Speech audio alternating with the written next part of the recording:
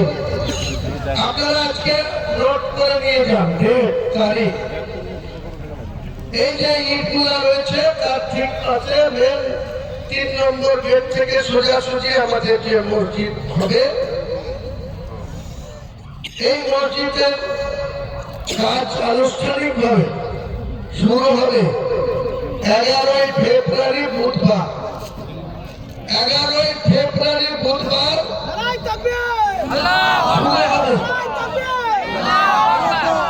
মসজিদের লম্বা চওড়া তার কত টাকা বাজেট হবে, সরকারি শিডিউল এবং পারমিশন সেটা মার্চের 21 তারিখে ঈদ হবে ইনশাল্লাহ। এখানেও ঈদের ময়দানে নামাজের ডাক দেব আমি। এত অঞ্চলের মানুষকে নিয়ে ঈদের নামাজ এখানেও হবে। তার সারা জুম্মার তো নামাজ চলবে, যতদিন মসজিদের কাজ চলবে আমাদের জুম্মার নামাজ চলতে থাকবে আনুষ্ঠানিকভাবে মসজিদ যতদিন প্রতিষ্ঠা না পাবে।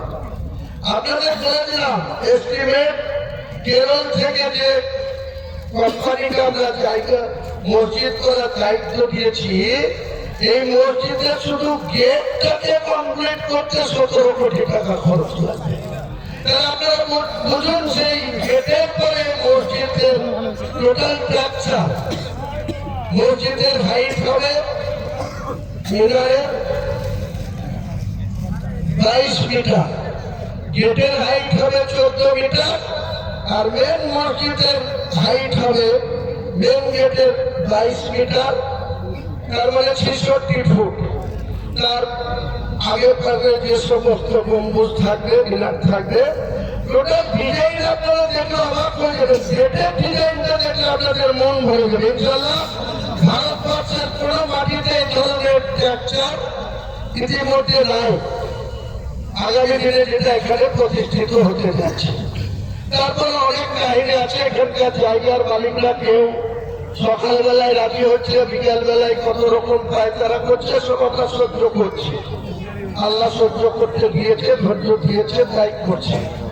যে জায়গাটা 2.5 লাখ টাকা কাটা হওয়া উচিত, এনারা ফেলে বসে আছে, নিতে তো হবেই 5 লাখ। এসব চলছে, এসব চলবে আমরা জানি। তার পিছনেও কাজের উস্কানি আছে সেটাও আমরা জানি। সবটাকে আমরা আল্লাহর রহমতে পুরো সিস্টেম মান্যতা দিয়ে, মানুষের সহযোগিতা প্রচুর আছে। 100 মুসলমানের মধ্যে 80 জন মুসলমানের সহযোগিতা আছে।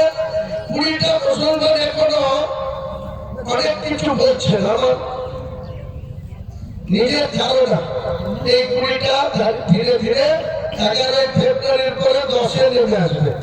10% লোক বিরোধিতা করবে। যেদিন কমপ্লিট হবে তখন আর এই 10% লোকও থাকবে না। 100-100 পুরো এই মসজিদের পক্ষে। আমরা আর বেশি বাড়াতে চাই না। আজকে আনুষ্ঠানিকভাবে ঘোষণা করে দিলাম মসজিদের কাজ শুরু হবে 11ই ফেব্রুয়ারি 2026 বুধবার বেলা 12টায়।